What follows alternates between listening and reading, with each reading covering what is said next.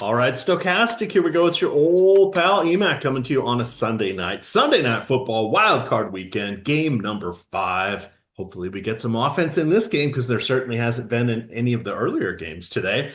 Mr. Belman, we are reunited once again, third show in 36 hours. What is going on, good sir?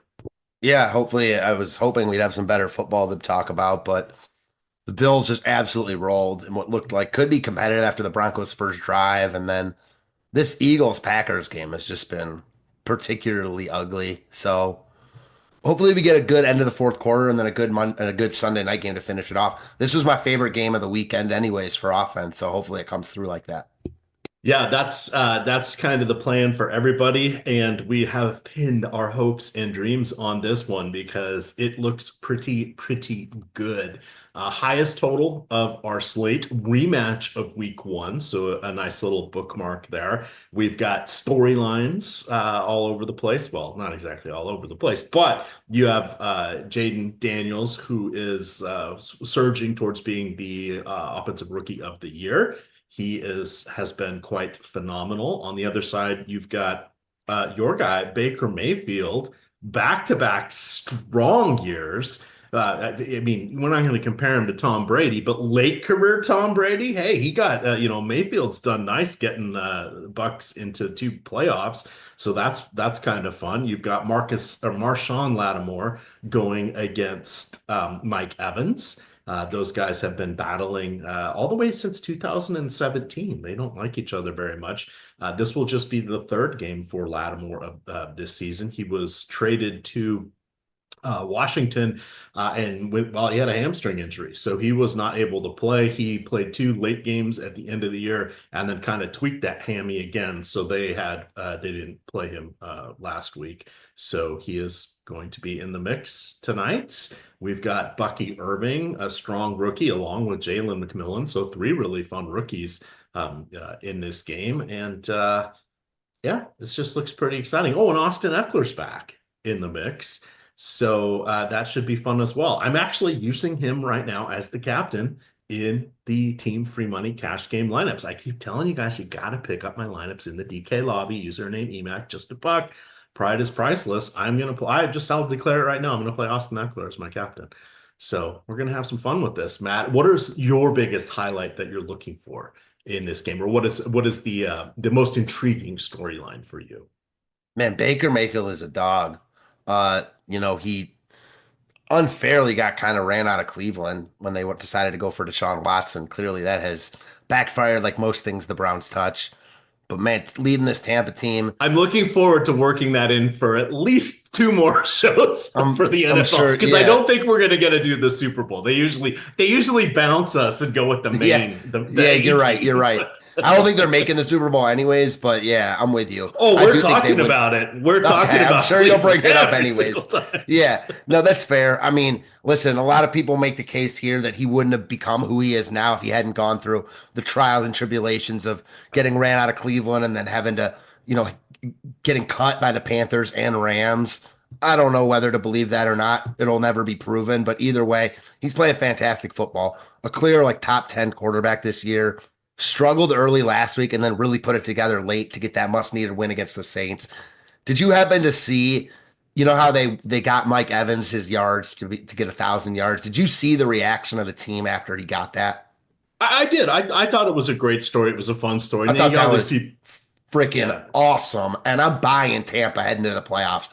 You can tell these players want to play for each other. That is huge buying signs for me.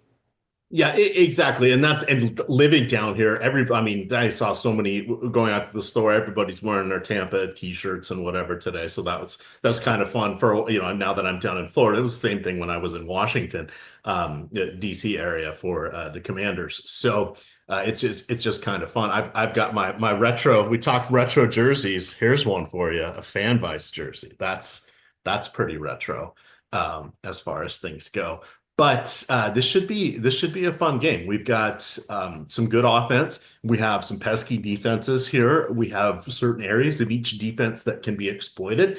And we have one good kicker. So plenty of things to talk about. Let's start at the top here with Jalen Daniels here. At some point, I'm going to say Jalen McDaniels just because it's going to muck with me. But he is the most expensive player on both DraftKings and FanDuel. 69% success rate on his passes this season, which is nice. He has a 25-9 touchdown to interception ratio. And the only other quarterback that ran for more yards than him this season was Lamar Jackson. And in fact, Daniels actually had the most rushing yards of any rookie quarterback, breaking Robert Griffin III's record, who was also a Washington quarterback once upon a time.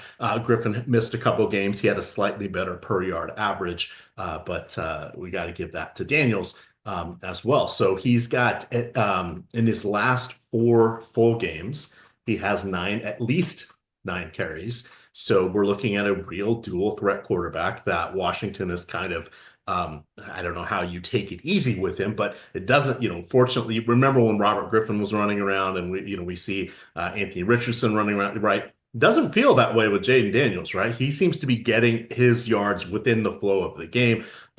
So hopefully that continues tonight because I think he's exciting. How are you feeling about Daniels? Is he captain material for you there? I mean, any slate he's on, he's always going to be captain material. The slate has a lot of good players on it, a lot of expensive guys that you want to roster. Gets pretty thin after the expensive guys, outside of like the kickers and Eckler. Zacchaeus also, although he's not cheap. But like, yeah, Daniels is more than fine as a captain, but then you're not playing, one of Baker, Evans, Bucky, McLaurin. So personally, like I just think there's too many good options to want to say I'm going to lock Daniels at captain, but he projects to be the highest scorer on the slate for a reason. Yeah, hence why my cash game lineup has Austin Eckler as the captain. I couldn't really make it work, and there is no real punt play here because we're going to talk about some of the dregs on both teams. But this is kind of top heavy lineup, or with players coming back from injuries that are going to sort of put the kibosh on some of these alternative options. Let's quickly hit the running game here for Washington because it's sort of, it is kind of Daniels here for a lot of it. We have Brian Robinson Jr. I know that Chris Rodriguez Jr. is inactive tonight. So Brian Robinson Jr. was sort of the co-running back with Austin Eckler. Eckler missed the last 4 weeks. He played last week, but he went on the injured list after suffering a concussion on a kick return in week 12. That was his second concussion that he had this season. But in the 5 games where both he and Robinson were healthy, Robinson didn't even play on half the snaps. So while Eckler doesn't have as much time in this system, he is the better pass catcher. He's probably the better pass protector, and he is kind of the veteran. And we've seen that Washington has not been happy with their running backs for over multiple coaching regimes at this point. It's not really. There hasn't been a great running back here, and to be actively bad with like Antonio Gibson as well. But obviously he is not in the mix tonight. But how are you feeling about these guys? Because Eckler's getting a significant discount. I think it's worth taking it even on FanDuel in the half PPR format. I prefer him dramatically over Robinson Jr. Yeah, Eckler looks great here. I mean, especially in a game flow where you think they might be trailing, which I do.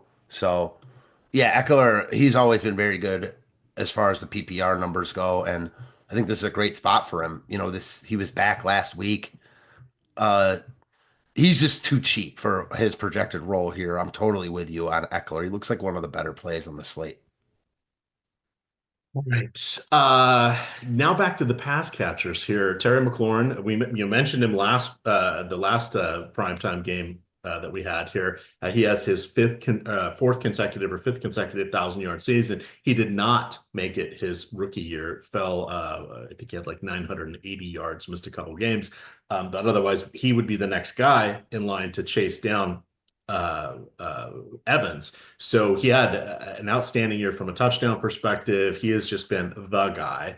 You have Zach Ertz was sort of brought into, I guess, mentor Ben Sinnott and also provide a veteran stability there, a good pass catching target from the jump for Daniels. Turns out he was the number 7 and number 8 tight end in full PPR and half PPR this season. So not quite with the elite guys, but on a points per game basis, he was right up there in the mix, which is just kind of crazy. But after that, things fall apart. We've seen Jamison Crowder resurface with the team. Luke McCaffrey didn't really take the job and run with it. It was Noah Brown who was kind of the wide receiver 2/slot receiver at the beginning of the year after he got cut by Houston. He went out with injury. Diami Brown, who was with the team for he's been with them for several years. He kind of popped up for a minute, but couldn't really hold the job. So it's Olamide Zaccheaus who came in from Atlanta, who has 3 touchdowns in the last 3 games and has more or less taken charge of the slot receiver role. So it's looking like it's Zaccheaus, Ertz, and McLaurin here as our key pass catchers. And then nobody. Like, I don't want anybody else. How are you reading the tea leaves for the Washington pass catchers? Zaccheaus looks good at his price tag. Like, he's not dirt cheap, but he's cheap enough at 68. McLaurin's obviously the top guy. I mean, he's their best receiver. He's a true number 1 wideout. He's not like an elite number 1 like the Justin Jeffersons or Jamar Chases of the world, but he's certainly a number 1 option, and he's got a good rapport with Jaden Daniels. I like him a lot. Again, it comes down to who you're not playing. So I like the Washington side. I like McLaurin. We talked about Jaden Daniels, but I like the Tampa side more. So that's what it's going to come down to for me. All right. That kind of hits most of the Washington offense here. It is really kind of top heavy. It's mostly defined roles. And if you're trying to look at their backup tight ends, you're going to see, who is their backup tight end? Is it Bates that's with them? He's like on the field for about half the snaps, but he has just 1 reception in each of probably 1 target in each of the last 4 games. So he's mostly a blocker at this point. John Bates, that is. You've got McCaffrey, Crowder, etc. We try to say bad things about these guys, but then look at who was scoring this weekend, right? Or even today. Franklin. The top 2 wideouts today are Franklin and Samuel. So there you go. Samuel. So it's like, okay, we'd like to project what we want to see happen, but there's a reason they play these games. So things get a little wonky here. If we turn our attention to Baker Mayfield, he has, he was 3rd in the league with 265 passing yards per game this season. His 41 passing touchdowns were tied with Lamar Jackson for 2nd, just 2 behind Joe Burrow. Interceptions are kind of a problem, right? He's throwing 1 per game on average, 16 for the season, which is the highest in the league. But man, if you're a Tampa Bay fan, you're like, I'll take it to have this kind of quarterback production seemingly out of nowhere. Well worth the trade-offs. Now, he didn't make the Pro Bowl this year. He did last year, but he had better numbers mostly across the board. So Mayfield has multiple touchdowns in 12 games, multiple passing touchdowns, that is, in 12 games this season. And the 1 game where he didn't throw a touchdown, he actually ran for 1.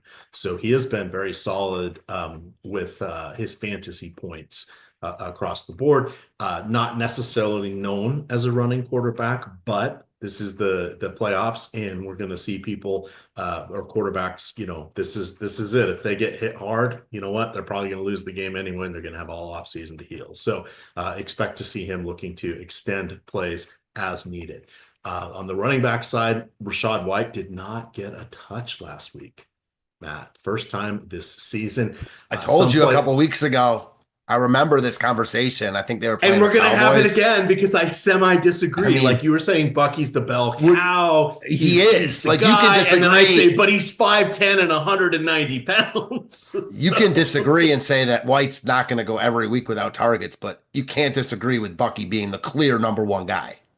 Yes, that for sure. And this is the point in the season, right, where it's win or go home. If this was week 9, we'd be saying, no. It's still a split workload, right? They're not going to run him into the ground. This could be the last game of the season for him.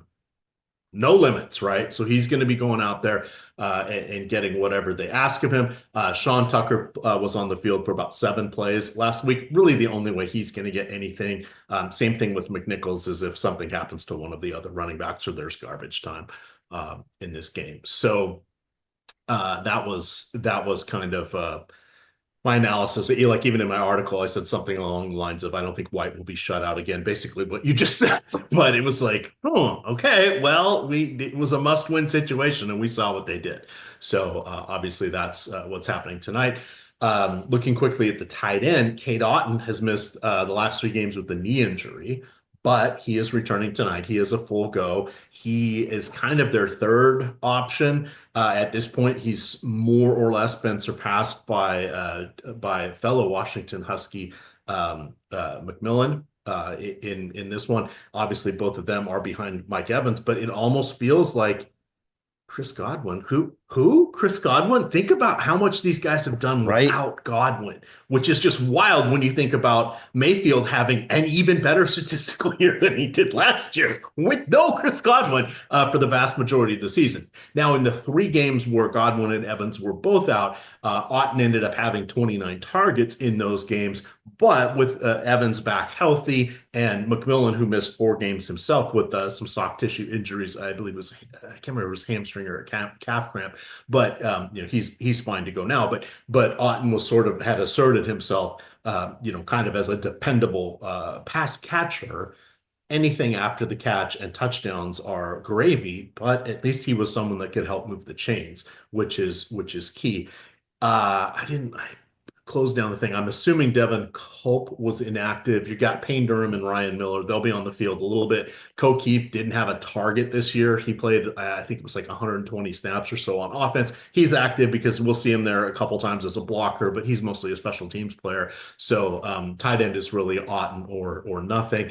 Maybe Payne Durham gets a target, maybe 2, just for how he's played without Otton, but hard to see that really happening. And then that brings us back. I'll hand this over to you, to Mike Evans. Again, 1,000 yards, 11 consecutive seasons, ties Jerry Rice, sets the record for consecutive 1,000-yard seasons to start a career. Rice did not get that his rookie year. No, Rice played in a different time. And with 1 less game, but regardless, this is you can't take anything away from Evans, and Jerry Rice is probably my favorite player of all time. So I'm saying Evans is right there for this aspect of it.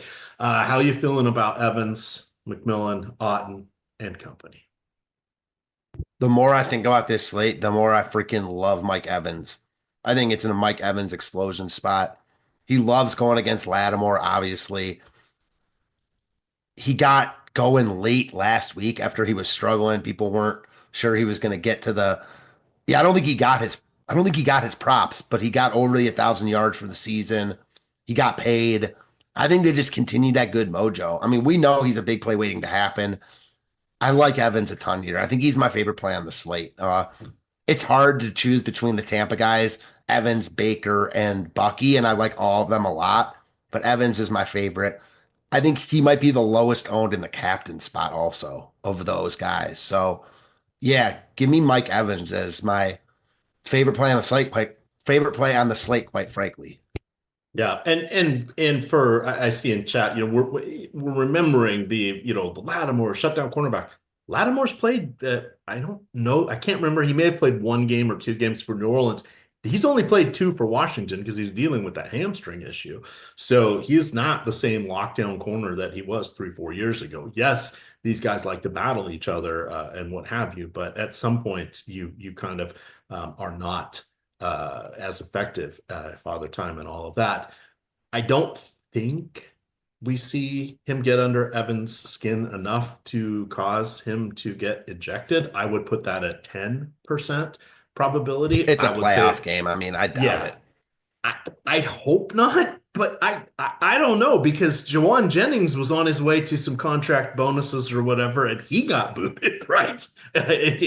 So that's true, but hopped up on adrenaline, the heat of the moment, all of that. But it's like, you got to think that at this point, Evans is like, no, I don't have too many more. They have a path to the Super Bowl. They're still going to have to beat Philly, right? They're going to have to win this game tonight. But this is a good offense. It's a good front seven. It's a shitty secondary, but everybody's hurt. But this is like Evans is like, how many more of these are you going to get where everything's aligning nicely here? So hopefully he's got his head in the game. So I'm not as worried about that. I went back and forth, right? Because it's the, I love a good narrative, right? We were supposed to say we don't, but that one's kind of a fun one.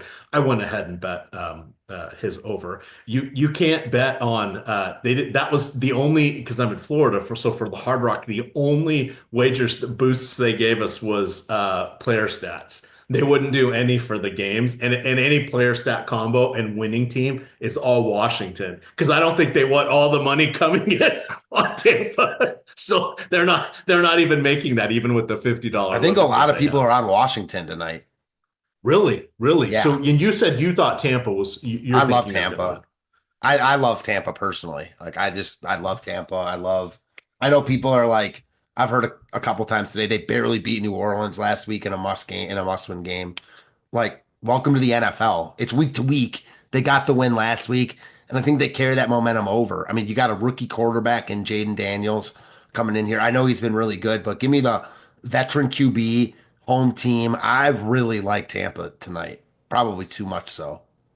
All right. Well, I'm running 4 in my team free money cash game lineup there. So you guys can pick that up on DraftKings username EMac. You can also get some DraftKings Pick 6 credits if you're in a state where they have DraftKings Pick 6.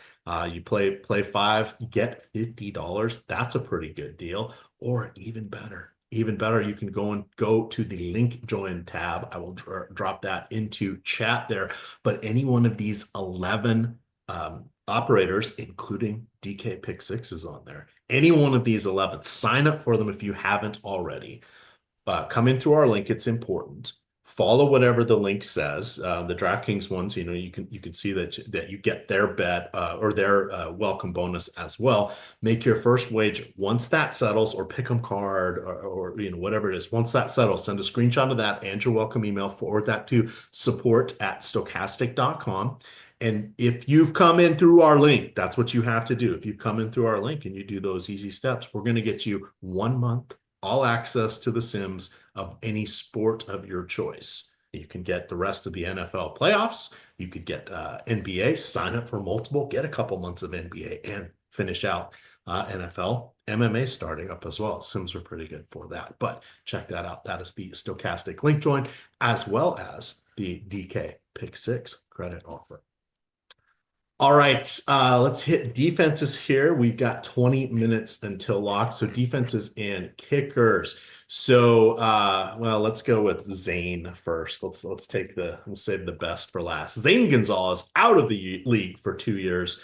Ended up on the Washington practice squad just before the holidays. Got up in November to replace Austin Siebert. And then Siebert came back and got hurt again. So it has been Zane Gonzalez. Gonzalez has been with your Cleveland Browns. He's been with Arizona. He's been with Carolina, never been able to stick anywhere because he sucks from beyond 45 yards. And sucks, I mean, he's 11 of 19 for his career. That's 58%. That doesn't work in the NFL these days. He's okay from 40 and in. He's fine for tonight, but that's why he doesn't really stick around. On the other side, you've got Chase, who is it? Chase McLaughlin, who I believe also, didn't he have a stop with Cleveland? I believe he was with Cleveland a couple years back. I think he was. So yes. He's 7 franchises in his 6 seasons. I've got the list here. The Chargers, the 49ers, the Colts twice, the Jaguars, the Jets. He became the regular kicker for Cleveland in 2021, went back to the Colts, was the kicker for them in 2022. And then in 2023, he joined Tampa Bay. They have been thrilled with him here.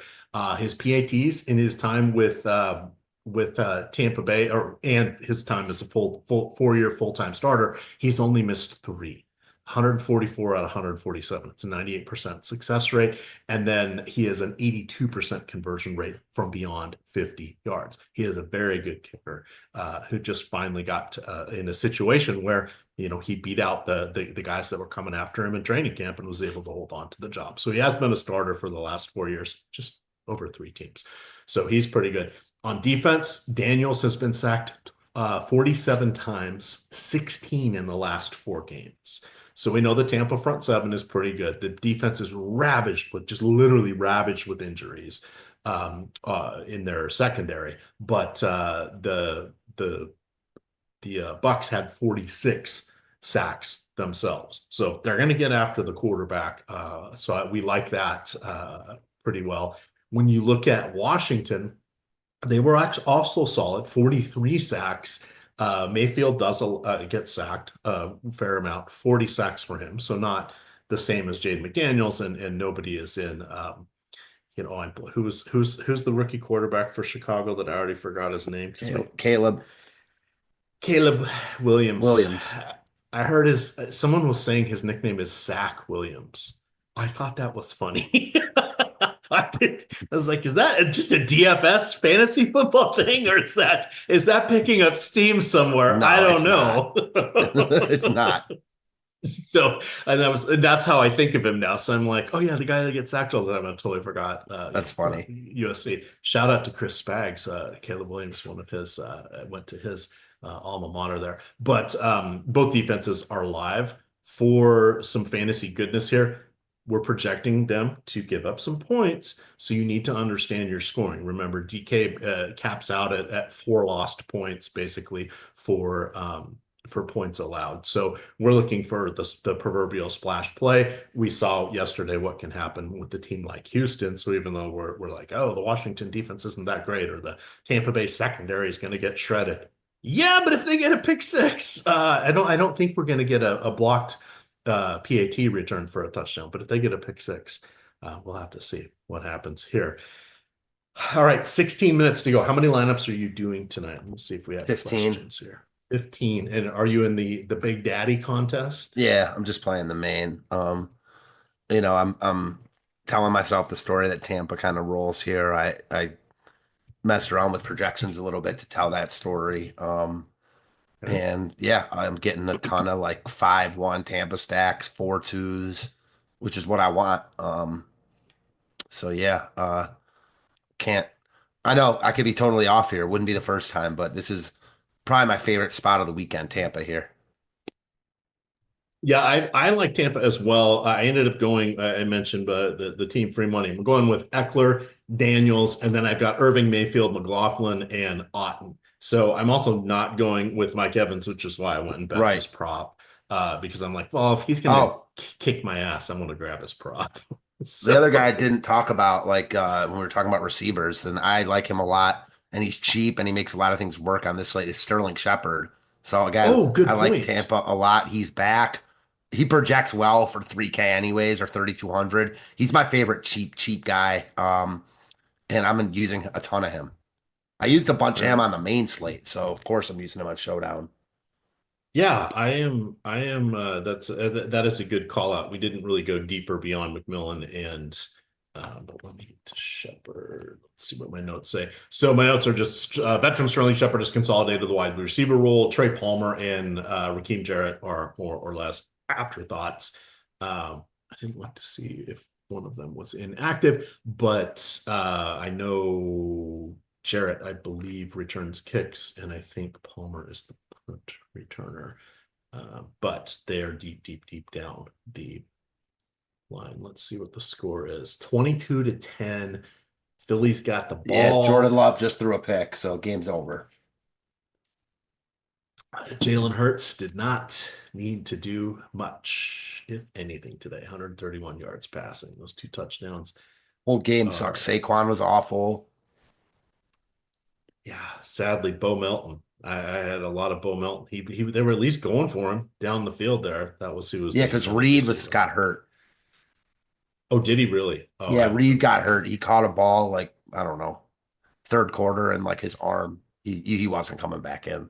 So no Watson. Dobbs? He got hurt also. He got hurt in the head. So no Dobbs, no Reed, already no Watson. They're running out Heath, Melton, and Wicks. Those are their 3 guys. I mean, the game's over now, but those were their 3 guys. Boy, tough one. All right, let me get the Messages back up here. Yep, that's what Cotton Fantasy says. Dobbs got knocked out. I'm going to run some simulations here. Let's see if we have. I'm surprised you haven't brought up the fact that these teams played already. Well, I said that they did play. They played in week one. Yeah, I of course you did. Why would you? Daniels had 3 fumbles in that game. Did not lose any of them. Interesting. Mm-hmm. Just putting that out there, and then he proceeded to rush for another 900 yards in the other 16 games that he played. So wow, Saquon just had. They had the ball on the 25, and he could have scored, but he went down at the 40. Like he would have scored. I mean, not even a question. I'm liking that one. And he went down for a 15-yard gain when he would have scored. Usually, at least they dive at like the 1 or the 5 1 or whatever. Like he told 15. I mean, I respect it. I don't have Saquon, so there you go. I don't either, which is why I'm like, okay, I'll take it. I'll take it by proxy. Let me get that going. All right, let's see. What do we have here? Discord, any questions? Nope, because they're all talking about the Saquon. Sure, they're all talking about the Saquon slide. That was crazy. He didn't even I've never seen a slide after 15 yards like that. And he would have scored. It would have been a 75-yard touchdown. He would have broken the slate. That's crazy. Yeah, I didn't see that. Do you have a TV in your office, or are you just watching on another monitor? I plead the fifth. Oh, okay. Well, so cracked streams it is, huh? All right. Okay. Yeah, I don't have a TV in here. This is the one room where we don't have a TV, but I watch, I mean, I've got a big monitor, but I don't run it when I'm doing these games. So, or when I'm doing these. Is that big monitor you can plug it in and use for a TV? Well, it's I don't know, it's like a 2019. Well, the first TV I ever got was really just a monitor. It wasn't even anything our more family TV. When I was growing up, we had 2 TVs. We had a 12-inch black and white that was portable, and then we had a 23-inch giant solid state thing that would take me and my brother to lift it if we were going to move it anywhere. Those were our TVs with the concave screen. So yeah, my monitor is about as big as the family TV was back in the 70s. You know what I really love on these Thanksgiving slates or slates where the 3 games are spread out? Our old friend Neil Orfield's My Read on the slate. I don't know if you've seen those, but he posts who he thinks is going to be and the winning line, all that. And I very much enjoy that. So shout out to him. Yeah, shout out to Neil, oldest person to ever live stream 150 best ball drafts from Best Ball Mania. Every time I see him, I pop up in one of his chats, or occasionally I'll slide into his DMs. I just do the little emoji with the gray hair guy, and that's all I say, because it's Neil, I'm older than you. If I got the gumption, he's like, EMac, you're never going to drop 150, nor will you take the time to do this. I'm like, but I could, Neil. I could. So that's good. Good times. All right, we got 9 minutes left, so let me make sure I've got all of my lineups set up here. I've got the main lineup. Just going to download the last one here. It looks like the current mini max. I'm going to say this, and then it'll fill up because you guys will all jump in. But it looks like it may not quite fill today. I think it's their 3rd or 4th iteration, but we will have to see. That can jump up pretty quickly, because when people put in 150, even though it's 6,000 short, it doesn't take a ton of people to fill that up. All right, let me go to my quick favorite here, favoriting 100 lineups, looking at the old exposure caps here. Bucky Irving coming in at 35%. I think that's a little high. Fields at 20. I'm going to go 25. Jaden Daniel, I'm at 25. Fields at 20. I'm going to keep that. Baker Mayfield, I'm going to cap him at 17. I'm at 14 now. Terry McLaurin, I'm going to put F1, as he is known. We'll put him up there at 15%. Austin Eckler. Do we think Eckler scores a touchdown? No. he makes everything else happen, which makes him valuable, but I don't want him more than 7% of him. McMillan, Shepard will go 5 and 10. Mike Evans. Oh, I only have 2% of Mike Evans in the captain. So let's make that cap him at 10. Diami Brown, 2%. What? Who wants that? Let's cap these. Adjust, come back in. We'll look and see how that worked. Looking at the regular exposures, getting a lot of Bucky Irving. I'm above the field in both spots, above on Jaden Daniels. I am good with that as well. Right around even with Baker Mayfield, doubling the field on Austin Eckler. I can live with that. Sterling Shepard. Damn, how much Sterling Shepard did you end up with? A ton. I mean, I'm at 40% in the flex spot. So I have, yeah, I'm getting like 8. I mean, I'm only playing 15 lineups, so I'm getting like 80% Shepard. Yeah, I like Jordan. EMac getting his lineups in. Maybe. That's right. Maybe. I just think Shepard is the clear, like, cheap play on this slate, and there's a bunch of expensive guys to go after. So yeah, I'm in on Sterling Shepard here. I can't get away from him all season whenever he's been healthy. So it's mostly been to my detriment. You know what? You are doing DFS for a living, so something's got to be going right here. 6 minutes to go. Downloading my CSV. What do you think of Sean Payton saying that Tyler Bidet was going to be a huge part of the game plan today? I would have thought it'd be Jaleel McLaughlin, and I was wrong. Because why not take the opportunity to fool everybody and go back to Javonte Williams, who you did not like for the entire season? I mean, I don't know. Peyton took a rookie quarterback, got him into the playoffs. That I tip my cap to. He made a good decision in moving on from Russell Wilson. That also is a tough call, right? He's got an egg on his face if this didn't work out for him. I think that Nix is at least going to be a competent star. Well, we'll have to see. But as far as him coaching, and you know what? They would have been better off with just keeping Samaje Perine. That's what they would have been better off doing. Who was Audric Estime? Yeah. Yeah, they would have been better off with Perine, but I don't know. I feel like they need an actual like number one running back in that room.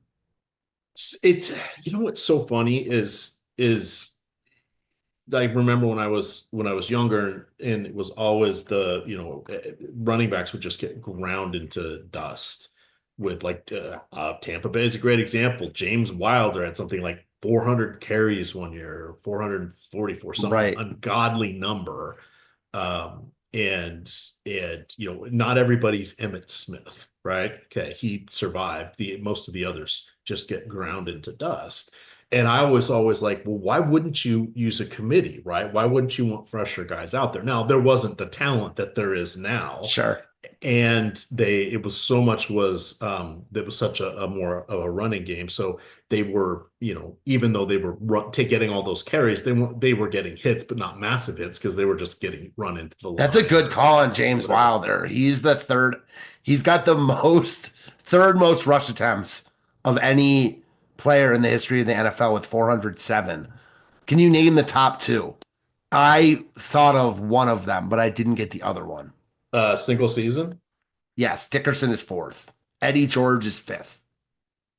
Oh, I would have gone with Eddie George. Yeah, he was up there for me. What is Emmitt up there? Emmitt is not up there. He's 21st. It's not going to be Walter Payton. Oh God, there's a ton of Eric Dickersons. Eric Dickerson's got 5 of the top 20. It's going to be like Ricky Waters or. Number 2 is Jamal Anderson. Oh, the Dirty Bird year. Yes. Yeah, he had back-to-back 1,700. I never would have got number 1, and I actually just saw this guy, not in the news, but on Twitter. Larry Johnson for the Chiefs in 2006. No kidding. Yeah, right? He was good for a minute.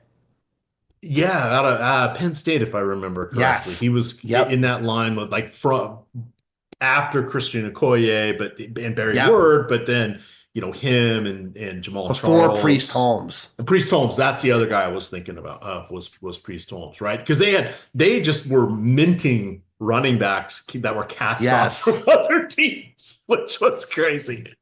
On that one, Baltimore, you would have liked Priest Holmes back, huh? There we go. Yeah. Let's see. We are at 3 minutes until lock. My lineups are in. I'm going to enjoy watching this game. I can smell a delicious white bean chili that my wife is cooking. And she has probably had it. She said she was going to set aside a bowl for me. She was going to go to bed early. So it's probably me and the TV tonight. So this will be fun. Tomorrow, we've got one more game. We've got the Minnesota Vikings taking on the Los Angeles Rams in Arizona because of those wildfires in the Los Angeles area. So be safe if you're in the Los Angeles area, particularly the Sunset Boulevard area, Sunset Hills, Pacific Palisades, etc. I was talking, or my cousin sent out a note. She and her husband, they have their house made it. Every house around them, save for 3, gone. And somehow theirs and their 2 neighbors are there. And so one of the neighbors' kids is up there. He's a college kid, so he has a bunch of his fraternity brothers up there. And the other 2 houses have pools, so they're just putting out hotspots. And they're like, shit isn't over yet. So they can't get to, the husband rode a bike up there to get to him and bring him some stuff. But yeah, scary stuff. But he said everything is just gone. He says it just looks like it's a nuclear bomb that was dropped there. So be safe, everybody. Scary. Going through a hurricane, I think fire would be even more terrifying. A hurricane was pretty goddamn scary. But fire, both are scary. I mean, natural disasters like of any kind are freaky. No bueno. So be safe. Be safe, everybody. But with that, let's watch a little football. We got one more game, so you guys can follow Matt on Twitter at Fantasy Tips Matt. You can find Jordan at Jordan Decline out there. You can find me at EMac DFS, and of course, it is Stokastic _COM. With that, gamers, good luck.